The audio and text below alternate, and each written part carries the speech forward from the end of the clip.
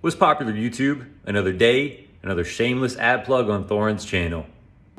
Yes, CS2, Counter-Strike 2 is a real thing. Valve's announced it themselves. Richard had already told you it was coming weeks and weeks ago, but now you got the official confirmation. There's this limited test. There's all this information come out about it. So, well, you know, here I am to talk about it. So what I did is you can go to the launch website, which is counterstrike.net/CS2, and they have a whole bunch of information and some videos you can look at, and some graphics and a little bit of breakdowns and stuff. I'm going to go through some of that, explain that, and then I'm also going to talk about what I think is the bigger issue, hence the title of the video, of like, what were people expecting? And do people not understand the implications of what can happen when you change game, upgrade game, make everyone move, essentially what the industry effects will be? They start out on the website by saying Counter-Strike 2 is the largest technical leap forward in Counter-Strike's history, ensuring new features and updates for years to come. Now, first of all, when they say that first part, it's the largest technical leap. The problem with that is, like, what metrics are we using from that? I'm going to guess because it's newer technology, they're always going to imply that anyway. I don't really get it because as far as I can tell, sure, CSGO is quite similar to CS Source, but I would actually say if you look historically, logically, bearing in mind Counter-Strike 1.6 and the previous versions before 1.6, 1.5, 1.3, into the betas, bearing in mind that is a mod of Half-Life, which itself is based on the Quake 1 engine. A lot of people don't know that. I would say quite obviously, by all reasonable metrics of what like technological leap forwards would be, that actually going from Counter-Strike 1.6 to CSGO, no, not even CSGO, CS Source was easily the biggest leap forwards in history. Look at how enormously more advanced that engine is, the Source engine, than the Quake 1 engine. Quake 1 came out in the just after the mid-90s, guys. Wasn't it released like 1996 or something, or 1997? CS Source engines from like 2003 or 2004 or something was when it was developed, right? So this is, I think that's already a ridiculous statement, but I get what they mean by that. They just mean it's got the newest bells and whistles. I will say, I actually think the most important part about that statement, by the way, is the latter part. It's when they say, and updates for years to come. Now, true, they've already been updating CS, so they could say that, but I would hope it implies within the engine, there's some room to update some of the technological aspects without making an all new game. And by the way, there's something we'll get to later, but is this even an all new game? Like, isn't it just still the same game, since they haven't implied like some of the other aspects are different about shooting and aiming and spray patterns? Isn't it really just CSGO on a new engine? So I guess in a way it's a new game. Fundamentally the engine is different, but spiritually, is it a new game? Does that really make sense? Should it really be called CS2? It's not even called CSGO 2. It's called Counter-Strike 2. But I tell you what, we'll get to that in a minute when we talk about Valve's history with publishing Counter-Strike. There's a reason why CSGO wasn't called Counter-Strike 2, in my opinion. We'll get to that later.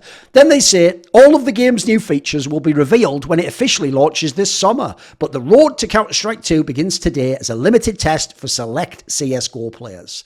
During this testing period, we'll be evaluating a subset of features to shake out any issues before the worldwide release.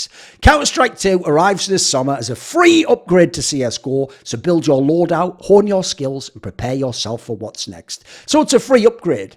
Now, here's the thing. Yes, the engine's different, but I get real big vibes based on how this was hyped, all the like stuff being leaked and all the little teasers and clues and all these weeks of people going crazy and talking about like what it could mean, and then people from Valorant implying, oh, maybe I'll come back and stream or play the game. And if CSGO 2 comes out, I'll definitely come out of retirement. All this sort of, by the way, implied it was a new game. Is no one else getting like Overwatch 2 vibes from this?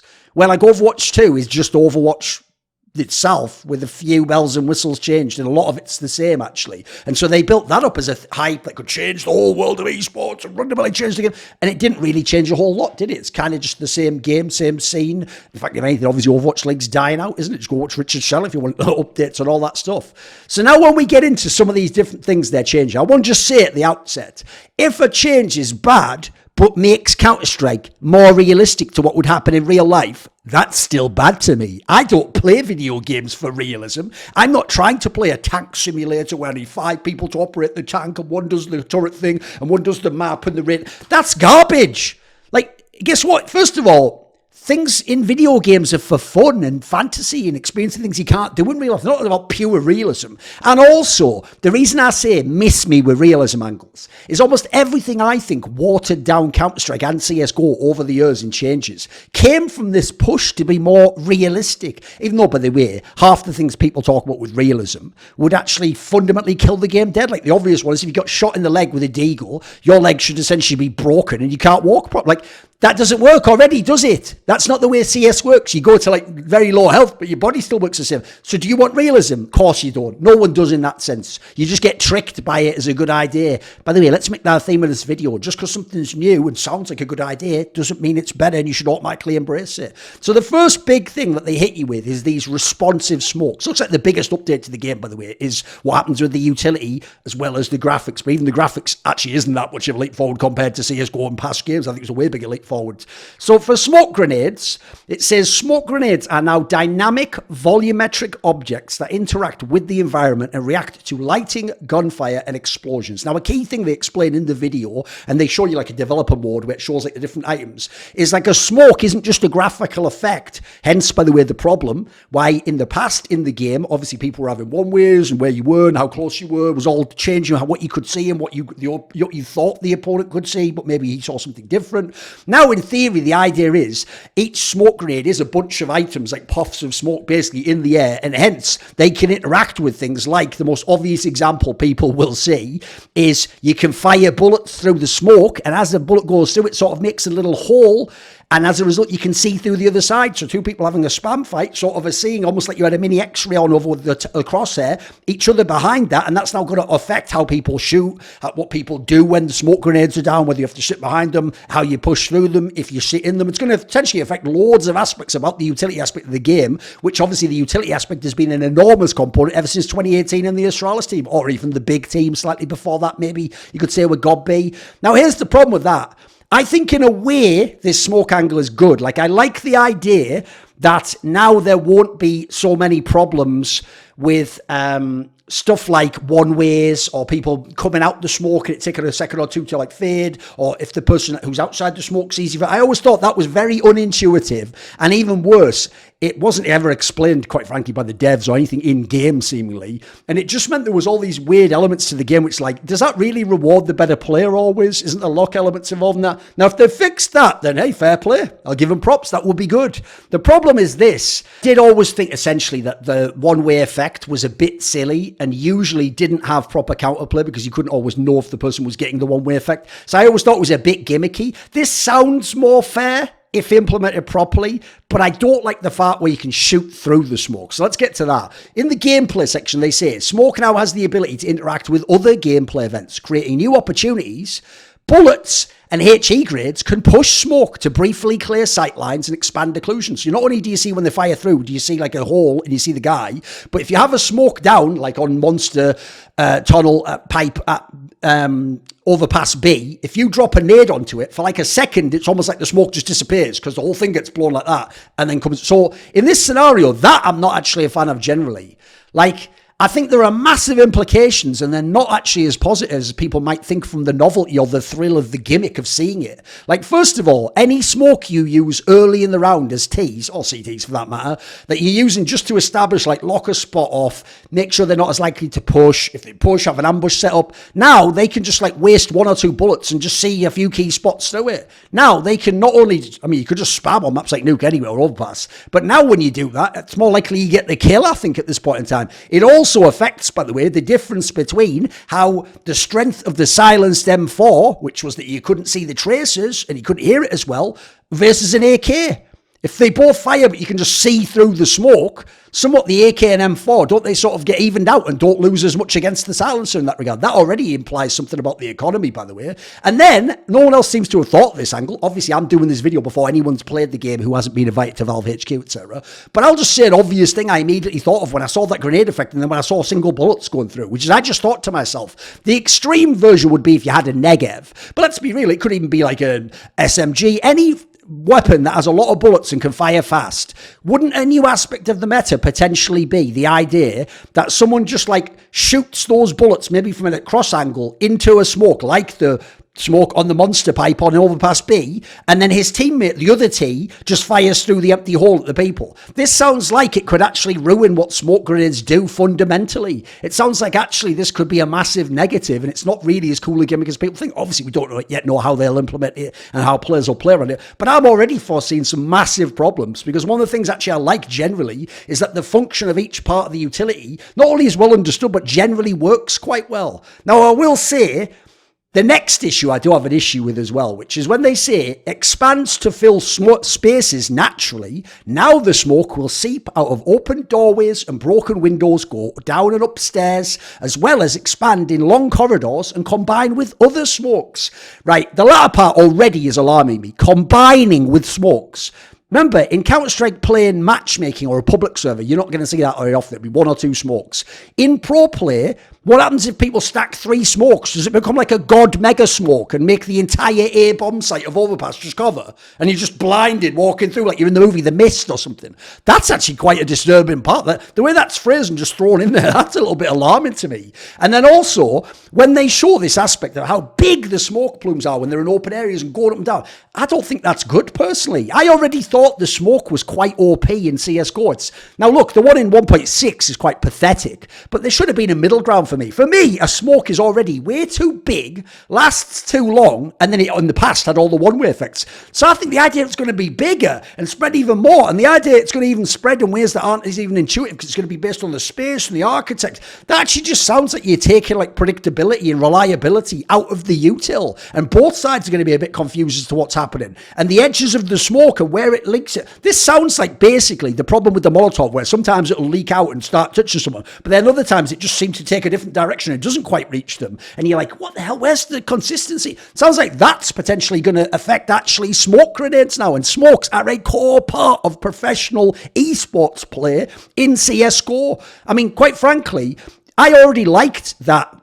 Even though I think they're OP already in CSGO, you still needed loads of smokes. It's still really important, like especially like T-side needs them for certain takes on certain maps. Overpass is a good example. But CT side needs them for certain retakes. Certain maps you just cannot get them off otherwise. So I actually liked the idea that you needed a bunch of the smokes. The smoke individually looks even more OP, aside from the fact you can shoot through it, which I guess in some ways levels some of that aspect out. But the problem I have is you look at some of the smokes on the video, everyone else is getting hyped because of the effect. Like, yeah, the graphic looks cool. But my problem is those smokes look enormous. One smoke looks giant. And even the idea of like, it looks like even some boosts over are going to be even more limited. Like it looks like some of them cover 2 people boosting even. These look way too OP, I've got to say. Then it says, reacts to lighting. In Counter-Strike 2, smoke particles work with the unified lighting system, allowing for more realistic light and color. Now, explain this. Why is more realistic light and color good in a video game, in specifically CSGO and the way we play CSGO? That's the problem. Notice they didn't say it's better and give a reason. They just say it's more realistic and you're supposed to assume that's better. By the way, who cares about being more realistic? Who cares about the lighting aspect looking cooler or more like real life? I actually think if you go to that website and you look at the examples, they have a slider where you can show the same screenshot in CS2. It's all the lighting's like way higher, brightness, etc., more vivid. Then you go back and you look at the old CS, yeah, it looks a bit darker, a little bit flatter. My problem is this. Unless it allows better or different one-way scenarios in smokes, I don't think this is positive or negative, but I think it could be a tiny bit annoying, because I'll tell you right now, I'm someone who has like color deficiency, color blindness, right? I already in CS find it a little bit tricky in certain scenarios. Either it's too bright and I can see everything in all the dark spots, or it's slightly too dark in the very dark spots, but I can see everything else normally or at a reasonable brightness. So I already, quite frankly, had a few issues with that regard anyway. The idea now, if you look at some of the lighting, that just actually looks like a little bit more of a strain on the eyes and a little bit harder sometimes to actually like make things out. When things become too bright, like I say, there are downsides to that too, even though generally in a game like CS where shadows are against you and play against you, you'd want there to not be many, hence why pros often abuse those settings in the video card. Now, tick rate's obviously a big one, but they don't really fully explain how this would work. What they say, because everyone's been asking for years, we want matchmaking at 128 tick even if we have to pay, which, by the way, you can already get on other services. They say what you see is what you get. Tick rate no longer matters for moving, shooting, or throwing. Sub-tick updates are the heart of Counter-Strike 2. Previously, the server only evaluated the world in discrete time intervals called ticks. Thanks to Counter-Strike 2's sub-tick update architecture, Servers know the exact instant that motion starts, a shot fired or a nade is thrown. As a result, regardless of tick rate, your moving and shooting will be equally responsive and your grenades will always land the same way. Now, I will say, the idea, that last part, that it'll be equally responsive, it's just about the time you hit the button and there's some other way they calculate it, and that all the grenades land the same way is a big deal. Because one of the problems with different tick rates is it made lineups to smokes work differently, it made a whole bunch of different aspects, even how jumps work I think was slightly different. They made a bunch of things a little bit off in a way that, like, to a casual, they wouldn't even know the difference in the tick rate, so they would never be able to adjust for that. Or they'd watch a pro game and go, why did it my smoke work in matchmaking? I thought that was negative to some degree. So this sounds like a positive update. But I will say, all these years, and if you don't know, by the way, please stop this thing where you act like Valve did us a favour making Counter-Strike and that they do it all out of the goodness of their hearts. Or even being like, and you know they've got devs there working and programming and everything.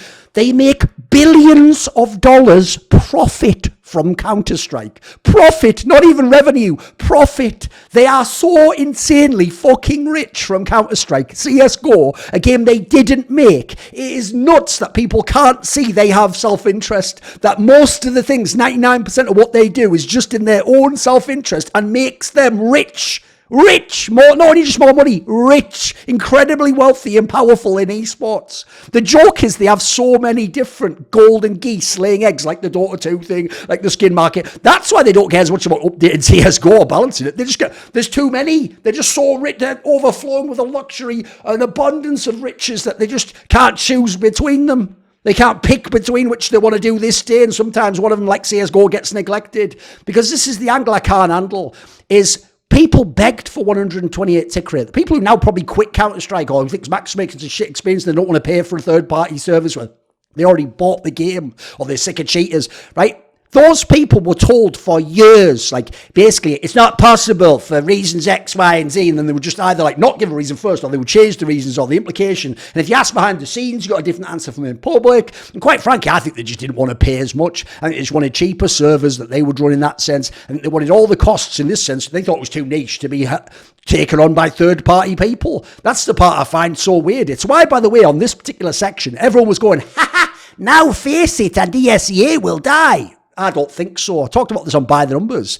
To me, the main reason you play there wasn't the tick rate. It was things like, by it costing money, people are less likely to be super antisocial because when they get punished, they lose their money. They get unable to play or have to buy a new account or get banned. That removes loads of antisocial play. Secondly, because you have to pay money, people tend to be more like-minded. Like, they want to improve and level up at CS in a competitive environment, like an esport. They want to play like the esports aspect. They veto the maps properly, in theory. All these aspects, it's the same reason why you would go and join a tennis club or go and play five-a-side football somewhere, even though you could just get a ball and go to the park and play yourself. There's a reason why you go and do it. So I don't think actually it will kill them. I think most of the same people will play there. They can still have cups and competitions and ladders and a server network and give prizes out. Why would just better tick rate on the server, or not needing better tick rate because it's a sub-tick update? Why would that remove all of that third party? I don't think people have stopped and thought why people play on those services. It isn't just for, like, better servers. And spoiler, all tick rate and all servers aren't created equal. I would guess Face It and ESEA will still have superior servers to the matchmaking servers or just random free public servers that Valve offer. In fact, I would almost guarantee it if you know throughout history. Not least because even though Valve are the ones making the billions and billions and billions and billions, they don't actually seem to care that much, as CSGO showed you, about the quality of public servers. It doesn't really seem like someone that bothers them. Once you've bought the game, once you play the game, once you've got your skins, they don't really seem to give a monkeys what you do after that point in time. So, to me, the tick rate thing always smacked of Riot Games, where they used to claim that, like, logistically it was too hard to make replays, demo files in League of Legends, and that's why it's just never properly had them in the way all the other classic old games did, even to this day. Now, in terms of maps, they showed some of the changes on the maps. I don't have too much comment here, because you'd really have to play the maps to know if it's any good or not. I will just say, from the graphics, I actually thought what everyone thinks looks better about, like, the updated graphics on Overpass, that long area with loads of those light things, that actually looks too cluttered. It looks like there's all these weird spots that would be hard to clear, he could hide, or some weird thing, or is that a guy, is it not? That doesn't look that good, quite frankly. It reminds me of when CSGO launched, and the maps had way too many stupid items, like barrels rolling across them, and like fog, and like a car with all weird angles. You could sort of see through there, you can't see through the window. Like, it was a joke. You should have seen what that car on Old Inferno looked like before they changed it to that, like, truck thing you jump. It was a fucking joke, mate. It was all solved the problems of Source, but it's brought it into CSGO. That's a little bit concerning. I hope there's not much clutter, because clutter, I think, actually ruins Counter-Strike. There shouldn't be many objects beyond walls, ladders, like ramps. Counter-Strike's not supposed to be about loads of separate third-party items. And I think that actually spoils the game to some degree, or makes it gimmicky and you get stupid one-ways, etc. Like when you could look through the car when it was on fire on Old Dust 2 at Long Air. Then also, the lighting on Nuke, by the way, oh, that really looks like a hassle to me. That looks like, yeah, they made it look more realistic. It actually looks more distinct and clear to my eye on the old one. The newer one looks like someone's shining a light in my eyes as I'm trying to do it, or I'm getting like a lens flare effect or something. Like it's fucking J.J. Abrams made this or something, did he? So I don't know. That didn't really seem like an upgrade to me. It seemed like you made the graphics better, but remember, better graphics can mean more cluttered, can mean more visual effects, can mean more things interacting, can mean actually harder visibility. I don't want better graphics. I want improved visibility. I want to see immediately when I see the opponent and be able to start shooting him. I don't want to be like, oh, what's going on? It's why I actually think it would be terrible if you ever made items which might look cool in real life, like a tree with swaying branches and a leaf on the cot. That would be terrible.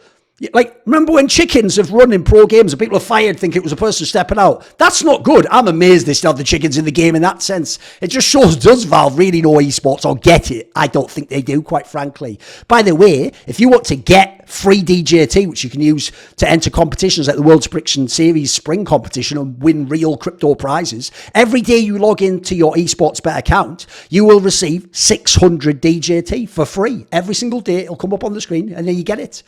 Now, obviously, this was the most obvious thing of all. It would have been, in my opinion, suicide for Valve to have announced this was a new game and all your inventory and skins there, that ain't transitioning over. Because people have spent so much money and for so many years obsessed and traded and scammed, well, enough about Simple A, and all that jazz.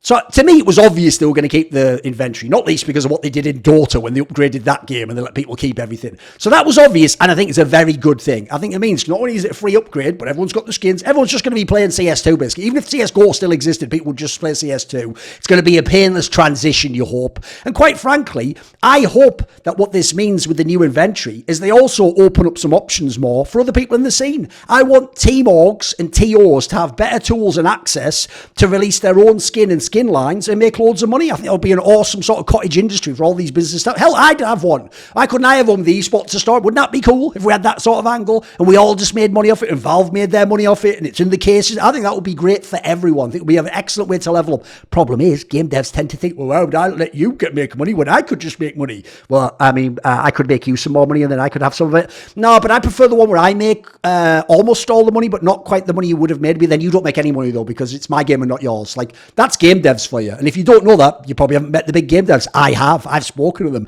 I don't even need to fly to Valve and go, oh, look at all the... I've met them a bunch of times, mate. I've talked to them many, many times. I know people behind the scenes who are best friends with people who were devs at Valve throughout the years, from 1.6 when they never cared at all, to CSGO early on when they sort of did, to CSGO now when you don't know if they do, but then other people are working on the game and people have moved already in the company. Then there's the audio angle, and it says accurate audio. Reworked, rebalanced, reverbed. Counter-Strike 2 sounds have been reworked to better reflect the physical environment, be more distinct, and express more game state. They have also been rebalanced for a more comfortable listening experience. Now, first of all, I will say, one of the updates and changes to CSGO I was wrong about, I think absolutely wrong, in hindsight, or completely wrong, was when they changed the sounds of the different weapons firing. I was one of those people who were like, a lot of these sound weak, they sound bad, like what the hell, like the AWP doesn't sound like the AWP, it used to be like a thunder crack. I actually, when I go back now and watch the old VODs, it is way too loud. Everything is just like going to, like peaking completely in sound. It is hard to make distinctions when there's AWPs firing with two AKs spraying and nades going off, and too many sounds sound too similar. And quite frankly, even though they sounded weak, stuff like the silenced USP and silenced M4 A1 now actually sound kind of awesome. And I think actually I was wrong on that one. That was one that was sort of like a slow burner. You had to let it grow on you. So I think the key reason why, this is, by the way, I think possibly the best upgrade if they do it right, is the sound. I have always thought the sound in CSGO was massively fucked. And when I've said this publicly, even like 3 or 4 years ago, I've had all these noobs and loser nobodies come out and go, no, listen, I can hear fine, and all the pros can hear. And what's great is legendary pros who know everything about the game, like Rops, came out and just publicly said that they also had problems problems on certain maps and certain scenarios and they couldn't make out distinct sounds. I've had so many pros tell me that when you play the rework of Nuke, the one that we play now in CSGO, there are certain times you do just get tricked by the sound and think, right, he's on the same level I am or he's below me, but it's the other way around. You think he's on the same level you are, but he's actually below you or above you, or you think he's below or above, but then he's suddenly on the same. They've told me there's so many times like that, even in pro games, even after years of playing the game. That's why I've always hated verticality in maps. This is why I think Vertigo sucks as well, even though it's not as big a deal because the ladder isn't abused as much. But I think that's always been a big deal in CSGO because 1.6 had incredible sound. 1.6 and Quake 2 have some of the best sound I've ever heard in a game, in the sense that just like I don't want great graphics, I want visible graphics. You can hear exactly where someone is and exactly what they're doing a lot. And if you're a great player, if you don't know 1.6, when you got blinded, you didn't get deafened like you do in CSGO, where you get like, you just got blinded. Great players, because they could play off sound cues, could sometimes still get the kill when they were blinded, or someone rushed into them after a pop flash. That was a cool aspect. That was counterplay. I hope we can get to that sort of a scenario. Not in CSGO, where it actually has inferior sound to 1.6. Now, if you don't know why, I remember someone explained who was much more technically minded on Reddit, and it made sense when I looked it up. Apparently, there's some sort of a sound driver. I think they said it was made by Creative, the sound card company, that was like enabling a lot of this like video game sounds that sounded awesome, and basically something happened. I'm not sure if it's with the patent or something about the tech, and basically the idea is that we've regressed and we don't use that driver anymore, or can't, or some of the tech's different. So I hope, because CSGO was in a dark place in that regard, I hope they've overcome that and there's some sort of new thing that now is even better. We can sort of ascend to where we should have been, because you'd hope at least the sound quality and ability to pinpoint where they are should be better in 2023 than 2002, or in the case of Quake 2, like 1998 or something. That's ridiculous, guys. So this sounds like a very positive change, quite frankly. The bigger issues, though, is what I actually want to talk about. That was just my thoughts on the game from what we'd heard so far. First of all, I just thought it was really kind of pathetic, the way the whole community obsessed. By the way, it's one thing to just be interested in it and to talk about it and to discuss it and to check for updates. No, they obsessed to the extent that the entire front page for weeks was just posts of, in the background, someone's changed a number to a 2. Oh, over here, Valve on a different website's put a little man here. Yeah, but look over here, some other guy who's saying he knows about CS is implying he's heard something about the event. Every day, the whole front page was that. Meanwhile, Pro League's going on. There are massive name players coming in and out of line. There's interviews, there's content pieces.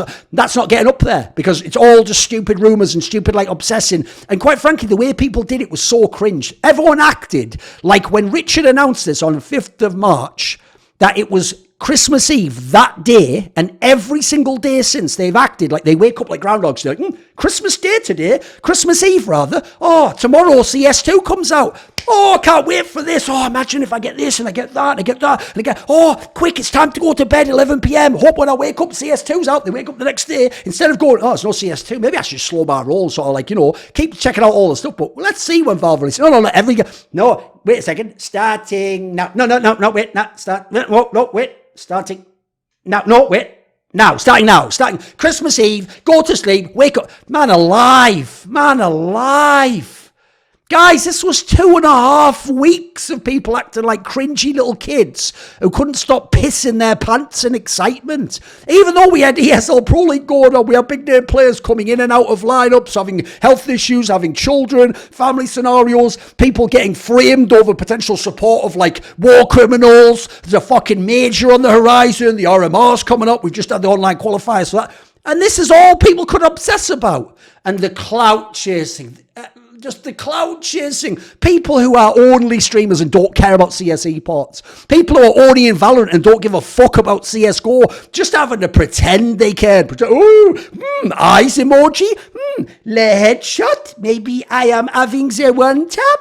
It's like, you aren't coming back, bro. You're playing fucking Valorant. You're in one of the partner teams. You aren't coming back to CS2. Why are you even flexing? Or for some free fucking clout. Or a streamer who, when CS2 come out, will play it to get free skins and cases and for some hype for the first 2 months, but then we'll fuck off again to Valorant, Apex Legends, League of Legends, whatever it might be. Oh, you're going to pretend you're the biggest CS fan. Smiley, if you were the biggest CS fan, you wouldn't be coming back, would you? You'd be here now going, oh, cool, the next version's coming out. As a big CS fan, I'm enjoying CSGO right now. CS2 will be even better, perhaps. No.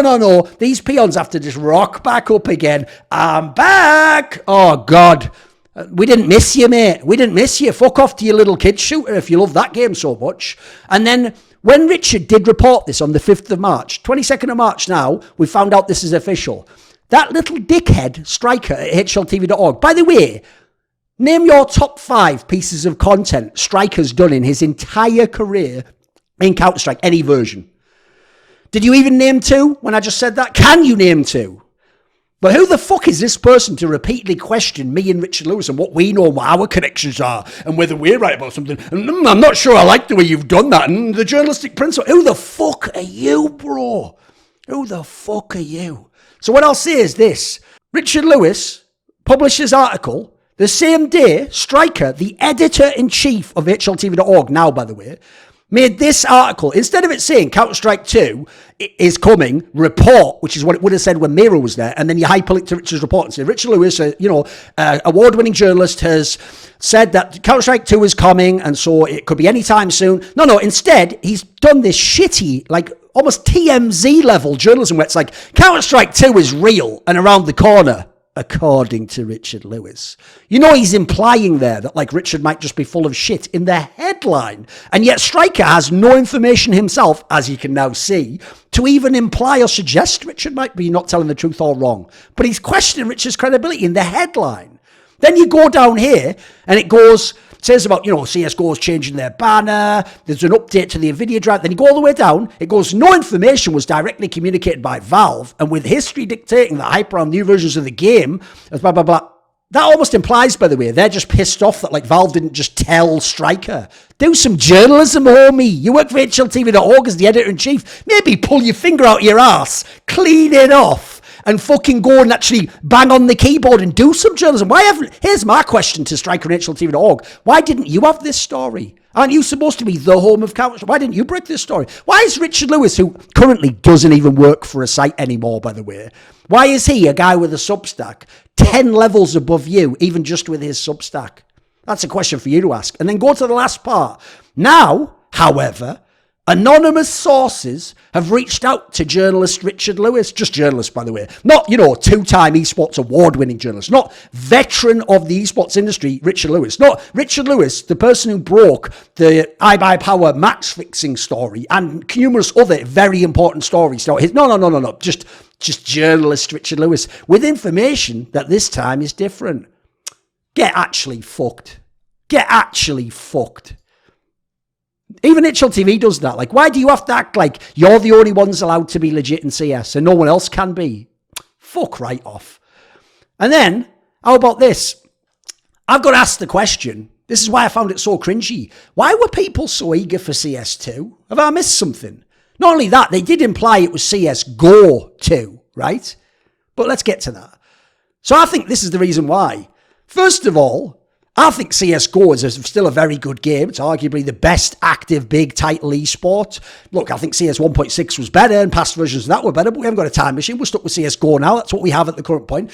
Let's be real. First and foremost, I think a lot of people just suck at CSGO or aren't as good at CSGO as they think, and they hope, if we change games, that'll make it work. Anyone who went to an old school LAN party knows how this works. If you were like a Counter-Strike or a Quake player, you went to a LAN, and then the others just aren't as good at those games, or they don't play them as much, they just get sick after losing to you and go, can we each play some new games so you don't have an advantage? And it's like, bro, the advantage is I'm just better at these games. Like, I'm going to be better in this other game too, but whatever. Yeah, okay, we'll bring this new game out. It's actually how I played Counter-Strike first round as a Quake player. Right, we'll play the new game. Oh, what's that? Within half an hour, I'm beating you at that too. Well, the point is, they're basically the little kid, the little brother who gets mad at losing at Monopoly, so he flips the board and then goes, let's go play Hungry Hippos instead. Something where you just bash the fucking keys instead. That's one of the vibes I get, quite frankly. So I think you're telling on yourself if you're too eager. And then secondly, I think it's stupid things like the old Nintendo versus Sega in the playground, right? You've got Valorant envy. It's a newer game. It's got new dev support. It was made in cooperation with the Pro Volcano. The notion being like, it took our players, or it threatened CS, so it's newer, so that makes it cooler and more hip, and that's where the future is, man. Like, spoiler, we're beating Valorant. CSGO's bigger and better than Valorant before CS2. It's them that haven't been able to overtake CS2. In fact, or CSGO, I think actually they've carved out their own niche. It's a cool little esports game. It's just not as big. It's not as good as CSGO. And then I think they think, right, but if CS2 comes out and it's new and it's shiny, that fixes all those things, right? Here's my question. How so? Are Valorant people going to come back to CSGO, CS2, who were formerly in CSGO because the engine and the smokes are different. Seems pretty implausible, right? That isn't why they left. Our casuals who play CS, who play Valorant instead of CSGO, and probably play Valorant because it's the first game they heard of in this genre, or that they tried, or that their friends play, or it's got all the hype, are they going to come to CS2 because of smokes and the engine and some streamers? No, it doesn't seem like it, right? And it's not like Valorant's winning. We're hitting player peaks in CSGO all the time anyway for the last year and very recently as well. So that angle's not even a big deal. I don't even know why that's such a thing to push for and gamble everything to give up to get that. And then, by the way, Valorant itself should be an example of why you should be very nervous about major changes to CS games by Valve anyway. Because look at what happened when Riot got in people who supposedly are experts about Counter-Strike, like Volcano, an ex-pro and a very smart guy, and a guy who was involved with helping Cash be made, the map that we play in CSGO. Everyone said, oh, but if he's working, it's going to be the CS killer. It's going to be way better. And imagine what the maps will be like. The joke is the maps are appalling in Valorant. It has shit maps. It has silly pick ban approach where OP agents can just be played because there's no agent ban. It's just a map ban. They didn't think through that. It's like a fucking MOBA, not just attack FPS. That's so ill thought out. It has got worse gun mechanics and skill expression. All the people I know, even some of them who are among the best players in the world in Valorant, who were CSGO pros, when I ask them privately, they tell me the spray patterns are worse, the accuracy is worse. They say it's somewhat easier to shoot people, and as a result, skill expression is worse. That's what they all tell me. Also, because they don't have the proper ban system for the agents, OP agents just dominate the meta, and that becomes what the meta is when they're too strong. So if Jet the Duelist is OP, everyone's on a Jet. If Chamber is OP as fuck with those TPs, everyone's on a Chamber in every game. That just actually, by the way, I think makes for a worse game. What I like about Counter-Strike is how good you are as a player that affects the game. There's never just like an agent or a gun that's too OP. Even the OP Krieg wasn't as bad as some of these agents I'm talking about, the effect they had on Valorant, in my opinion. And then also, I think people hoped this is like another chance to become the biggest game because it's a new game with all the hype, right? There's no chance to become the biggest game because of things like League of Legends, you idiots. Like, if you don't know, the reason why in CSGO, I've done videos on this in the past, the reason why you'll never have as big a game as League of Legends in Counter-Strike is because they've never understood the Asian markets, specifically Korea and China, especially with the publishing. Like CSGO only became free to play a few years ago. You needed to be free to play from day one. You needed to have a massive advertising campaign on subways, in video games themselves, on the internet, billboards, everything for these regions, specifically tailored in their language to what they like. And you also needed to make literal deals where you probably pay or give bonuses to the PC bangs and cafes in Korea and China. That's how you could have made Counter-Strike a massive game or have some legit market penetration. Instead, what happened is in Korea and China, I've been there. You go to the PC bang or cafe, and what you find is there are kids playing FPS games like Counter-Strike, sometimes even Counter-Strike Online, which is 1.6, modified to be a free-to-play online version of Counter-Strike. But none of them are playing CSGO. In fact, CSGO isn't on the machines, and it used to cost money, so none of the cafes had it back then. Or if they did, no one was playing it and no one knew about it. People would go to those cafes with $5 in their pocket, they would see what their friends or other people are playing, or whatever's on the desktop and is free to click and play now, because you're only paying to use the PC or for a drink. They're not paying for a game, and that's what they would play. The reason League of Legends became huge in Korea is because not only was it free to play, they even used to give a bonus that if you play in the PC bangs, I believe it's still the same now, all the champions are unlocked when you play in the PC bang. So that means it's better to play in the PC bang, by the way, than at home on your account, because you have everything unlocked from day one. These are the sorts of clever little bonuses you give people. Like I would literally, for the PC bangs and cafes, I would do something like, if you play there, you get like a free, tiny, small case that has something, or you get a little souvenir skin if you were that chain of PC banks. There's so many business angles, but Valve has never cared, and they've never actually been able to make this work. And so those regions are somewhat off limits still. You might say, but there is a Tai Lu and a Rare Atom from there, and there was MVP PK from Korea. Then you don't know how big esports can be in games like League of Legends, in South Korea, in China, quite frankly. Otherwise, you wouldn't even say that. That's almost as stupid as when people imply Dota 2 was a big thing in Korea. You just don't know about Dota 2 or Korea in that case, mate. And then I think you've just got to look at the history of Valve with Counter-Strike, because this is something very key to understand here. Valve didn't make Counter-Strike. Now, of the Counter-Strike's franchise, I think Counter-Strike, the original, the betas, 1.1, 1.3, 1.5, 1.6, those are the best game, right? They didn't make Counter-Strike. They just tweaked it with some of the later patches, and particularly from the retail period onwards, right? Gooseman made Counter-Strike, and even he doesn't know what made it great. You saw that by the other games he made, Tactical Intervention or whatever. Then they did make Source, which was fucking terrible at the outset, but then Hidden Path Entertainment came in late and fixed it for them. And by the way, Valve, during the time their shit Source game was out, the worst in the history of the franchise, they used to be actively hostile to 1.6. Like, luckily, it ended up working out for us, because actually, if you don't know, the North Americans wanted to use CS 1.6 in CGS, the Championship Gaming Series, and they were forced to use Source because that's what Valve wanted, because it was the newer game. Now, luckily, that actually sort of like saved a generation of European Counter-Strike 1.6 players, perhaps. But it's kind of fucked up that Valve was hostile to the esports side and not letting their property be used. Kind of smacks of when Blizzard didn't want Kesper to use Brood War and forced everyone to switch to StarCraft 2, which again killed a golden goose, didn't it? They tried to kill the golden goose of 1.6, which, if you don't know, when CGS was running in 2007 and part 2008, it died in 2008. Some of the American pros came back. European pros had been playing the whole time in 1.6, and we had, unironically, something like 3 more years of high-level 1.6 play, and we had 1.6 play during CGS. So it shows how utterly wrong Valve were, and they never understood that Counter-Strike was the golden goose, not the name Counter-Strike or the game CS Source, which most people who are 1.6 players weren't playing, and it wasn't as big a game, and it was a significantly smaller esport. So then comes CSGO. Now, you're so naive, or you're just a newer fan, you're going to think, well, they made CSGO, so you've got to give them credit for that, Thorin. They didn't make CSGO. They got Hidden Path Entertainment, the company who fixed Source, and they had them make CSGO. And CSGO was fucking bad when it came out. CSGO on release was the worst CS game ever. It got fixed over time. Apparently Valve did some of that. Fair play to them. It got a lot better over time, and the esport grew thanks to some of the financial things like skins and gambling and some of these other aspects. It getting back into the ESL, Intel Extreme Masters circuit, not on the little bitch boy EMS 1 or EMS Major circuit and all that crap. But also, here's another thing to throw in here.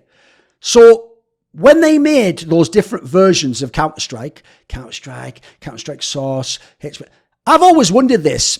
People never have an answer for it, though. Why didn't they just make CSGO themselves, one?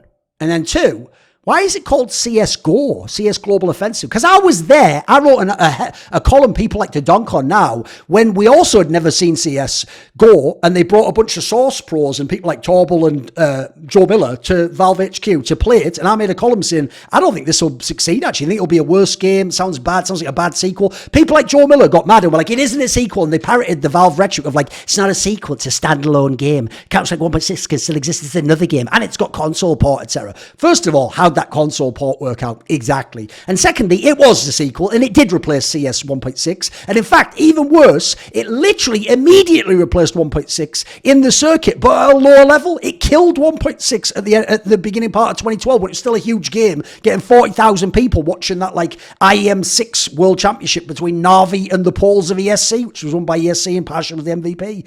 That was enormous back then, and they killed that game and let it be like half or a fifth or a tenth of the size for the next year and a half until the majors came along. Like, that was so whack, boys. That was so whack. So here's the question. Why wasn't it just called CS2 already? Why is CSGO not called CS2? I'll tell you my theory. Because they farmed it out to someone else who'd fixed their other game and it had a console port. I think it was supposed to be a standalone game. I think CSGO was a cash-in on the Counter-Strike franchise name, knowing you'd have older players and people who haven't played CS in years and people on consoles like, I've heard of Counter-Strike, or I used to play Counter-Strike when I was 12, and they would buy the game at release. And I think in 2012, 2013, 2014, early on, they were just going to make a whole bunch of money off the Counter-Strike name, and who cares how shit the game is? Because as I said, the beta, especially of CSGO, was appalling. And then what I think happened was, when they locked in through the skins and the gambling to actually a big esport, then they just embraced it like, no, it's CSGO, and this is Counter-Strike now, this is the game. And I bet they wish they'd called it CS2. I bet they wish this could be CS3 and that they were going on their third big game, even though really it's just their, well, they've only ever made one. It was CS Source, wasn't it? Maybe this is theirs, although it's just really CSGO, but with some new bells and whistles, so I guess not, right? So there's that. That's my little theory, but I've always thought it. I sort of said something similar in a video once about how I had a conspiracy theory about what went on with Valve and Counter-Strike and how they don't actually like CS 1.6. So, okay, now they've made CS2, right? Except, and this is my biggest problem, everyone's hyped this like it's a brand new game, it's going to change everything. And then the best thing that they're all loving is that it's not a new game and it's just graphical engine upgrades and sound changes and things. Well, which is it? Did we need a new game? Hence why you're also hyped. Or is this not a new game, therefore it's actually under-delivered? It's not really as exciting as it seemed, right? Isn't it just an engine upgrade? So I think the hype was overstated. I think you all look like marks. I think you look really, really silly that you just gave all this free attention out. And quite frankly, yeah, they just farmed it. You just look like fools. Now, here's another thing. If it had have been a new game, I'd be very scared. Like, I know an X1.6 Pro that I won't tell you the name of, who knows some of the developers of Valve, and he said that one of them once admitted to him privately, oh, it's not that we actually wanted Source to be fundamentally different at 1.6. We even tried to actually port certain aspects of some mechanics over, and it just didn't work in the new engine with the new code, and we didn't have the people who coded it originally, so we couldn't ever get it to feel the same. And the reason why that was always telling to me is it implied Valve didn't understand Counter-Strike and was semi-incompetent. You know why? Because Alex Garfield's team of people making that CS Pro mod, which was using the Source engine to make a game very similar to 1.6, that sounds familiar, felt way more like 1.6 and CSGO, and even replicated things like the spray, and it felt very satisfying. So a bunch of community coders were better than Valve themselves, Valve Software, and veteran coders. That's already why I don't want them doing it. I've always said the best thing about Valve of the game devs is the other game devs, Blizzard and Riot, are like abusive, fucked up parents who are in a cult and make you behave a certain way and do all this crazy shit, and they're so harsh and abusive. And then Valve is just the absent parent. They're the one that's just too busy at work all day and you're just a latchkey kid at home doing whatever you want. The best part is that they're not present and they're not interfering in the game all the time. And we get to create the meta. We get to find out how to use these guns. We get to like run tournaments with a static meta so we can see how good the game is and develop the teams and the strats and the way we show the game. If they changed it all the time, the others, it'd be bad. I don't want them interacting too much. I like when they're not involved. They can just fuck things up that are good because they don't understand why they're good. And then that whole angle, I referred to it earlier, so you get my vibe. I'll put a clip in the link below of like Flom just raving about Valve and how amazing they are. Holy fuck, this reminds me of CSGO when they had those Source players go over. The reason it sucks when you send over talent like that is because you're thinking they're going to go there and then come and tell you their real thoughts on this game and how good it is, and they're going to be harsh and straight, and because they're pros, not like corporate men and yes men, they're going to tell you the right. No. Because if you look, it's the other way around. These people won't tell you any of the negatives. It's all just praise. It's all just mega. And the reason why is because they actually feel special that they got selected by Valve, that they were shared this secret that's happening, and then they were floored out and they were put up in accommodation and they were let to play the game. Here's the thing that's mental about this. Why are you worshipping the CSGO devs? Because you've enjoyed what you've got out of CSGO with your talent, with your brand, with what you've done in the game. What has that got to do with the CSGO devs, who, as I said, I think cynically farmed out CSGO to Hidden Path Entertainment? And if it had died on its arse a year and a half into the game, there wouldn't have been a Counter-Strike in esports for years and years and years and years now. And in fact, maybe they'd only care about Dota 2 and other games. Maybe Counter-Strike doesn't even exist anymore if Valve had had their way, or what they cynically seem to have projected before they reasserted control of CSGO. So, first of all, I think it's mental that they think that like them getting to test the game is like a favor to us. If you were a game dev and you made a game and it's going to be judged on a high competitive level, in theory, you should want to hire and pay top pros and scene figures to be consultants for the game. They've tricked people like Flom into thinking this is awesome. Like, you can't believe it. And then they let me come and play it because when he was describing that thing, like, and then we complained about the sound. And you know what? The next day, they'd stayed up all night and they'd fixed the sound. Because if they don't get to see what your response to the new sound is. You're just helping them test their fucking game. I even like Flom, but this is so feckless, mate. You're just a mark, my dude. What the hell is this? Like what? Because they gave you a fucking coke and let you play the game and sit in the Valve offices. That's all. Oh my God, I can't believe this. Like, if you were actually of any value, you gave them more value than they gave you, mate. Think about it. They've made billions and billions of dollars off CSGO, and presumably they're going to make billions and billions of dollars off CS2, and you're acting like you can't believe it. And they even did some work and coded the game. It's in their own self-interest. Bro, what do you not get about this? I know, like, because we get so ignored, you become like a neglected kid. Like, oh, just any attention from daddy. Like, have some self-respect, guys. What is this? And also, don't carry water for the Valve devs. You mean the same fuckers who only just over a year and a half ago made it so coaches can't even clap when someone wins a round, and they don't want them even in the booth with them, and they can't talk to the players as much. Like, oh, bloody hell. Oh, that's who you're carrying water for, as brilliant guys, because they did some work. Because you observed them once. Do some work. And then people say they don't do anything. Yeah, all right, mate, Flom. Every day except the one you saw, mate. They meant, oh, give me a break, mate. Also, let's just be real. If this game ended up being fundamentally different, luckily it doesn't look like it's going to be that bad, at least in terms of the game mechanics, so the skilled players will still be as good. There's the other reason I wouldn't want CS2 to be fundamentally different to CSGO, because it would completely change the hierarchy of who is good, how good they can be, and who can ever be the best. If people don't know, Trace from Denmark, recently a coach of Astralis, Neo, the legendary Virtus Pro player, in 1.6, they were gods. Every year they were the best, like Nico, Ziwu, Simple for these last few years. Every year when they got to the top. Meanwhile, people like Hiko, Chris J, they were either just all right pros or just like good. Then you come to CSGO. The joke is, Hiko was actually better than Neo. Chris J was better than Trace. This is complete inversion.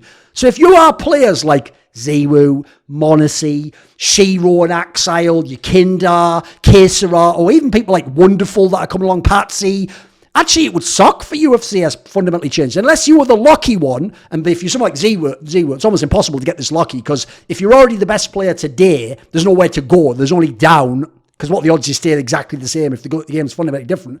But the other ones, you might just be half as good or never as good in the newer game, or your skill set just doesn't apply, as happened to people like Lord and Cuban, legendary, and Lord and Senya, legendary support players from 1.6 who were just way worse in the first years of CSGO. Even someone like Carrigan, he was a star player in 1.6. He was never vaguely a star in CSGO. It's why he changed to become an IGL. An interesting detail some people might have missed is, if this comes out in the summer, then the last CSGO major is the upcoming Blast Paris major. So if you're people like Nico, Elige, massive names that have never won a major, this is a big one for you, because yeah, it's going to be a different game. This is your last chance in CSGO to win a major. I'm sure that's a big deal for these players. They're players that are better, quite frankly, than many players that have won majors. They just don't have that big trophy on their resume. And just like Simple and Carrigan, don't we all want to see the truly great players get it if they're good enough at the tournament? So let's see what happens on this last one. If everyone goes hell for leather, goes broke, to see if they can actually win the last CSGO major. That's quite a cool way to sort of like use this to focus people on what's still remaining in our game. I just hope they don't fuck the game up too much, actually. Like I say, I prefer Valve when they're hands off and when they just let the players and the scene figure out the game. Just give us the tools. The Beatles said they get by with a little help from their friends, but I get by with a little help from my Patreon community. And this video was kindly supported by Matt Pugnatio Rajcula, Ahmed Hadjou, Bot Pounder 420, Thooorin, Animosity, Tobias Bernasconi, Jensen Goh, Tosh, and a special thanks always goes out to my main man, Jerky's Minion. Would you like to ask me a question in my monthly video AMA? Do you want teasers to find out who are the upcoming guests? Maybe you want to take part in one of those lengthy but intense esports discussions I have with my donators, or maybe you want to suggest a guest or a topic that I could cover. Well, if any of those tickle your fancy, put your money where your mouth is and join the Scrolluminati today, where in the description box below there is a Patreon link.